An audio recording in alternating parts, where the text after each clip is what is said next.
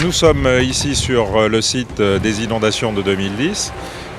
Ces maisons ont été sévèrement impactées par les inondations et grâce à un fonds dit fonds Barnier qui est un prélèvement en fait sur nos assurances, nous procédons à la démolition d'habitations qui ne pourront plus jamais être habitées. Les terrains qui ont été achetés aux propriétaires seront désormais inconstructibles et la propriété de l'État. Je suis venu aujourd'hui pour voir un peu la déconstruction. Enfin, ça fait un peu du mal. On a vécu là quand même assez longtemps, on y a laissé des souvenirs, on a passé des bons moments. C'était agréable, on était au bord de la rivière, c'était un peu idyllique. La rivière n'avait jamais subi des crues aussi importantes.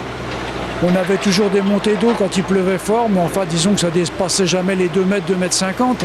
Et là c'est monté 7 mètres, peut-être plus même.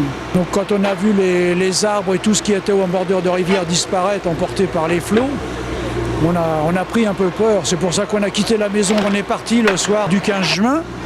En laissant la maison, on est allé passer la nuit chez des amis, parce qu'on avait un peu peur, il n'y avait pas d'électricité, il n'y avait pas de téléphone.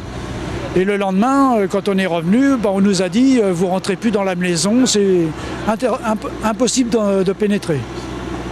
C'est une page qui va se tourner, puisque là, ça fait presque 3 ans. Hein. Mais bon, c'est un constat d'échec un peu. Hein.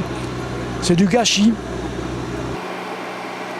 J'ai médiatisé cette opération d'abord pour montrer ce qu'il en était du passé, mais surtout pour lancer un message pour l'avenir.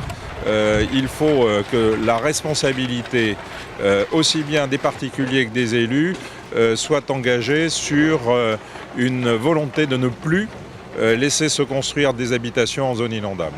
Bien évidemment, tout cela est surveillé, d'abord parce que nous avons des plans d'intervention qui ont été mis en œuvre et actuellement nous mettons en conformité et surveillons de près tous les plans locaux d'urbanisme de manière à ce qu'on ne recrée pas de nouveaux risques en matière d'inondation.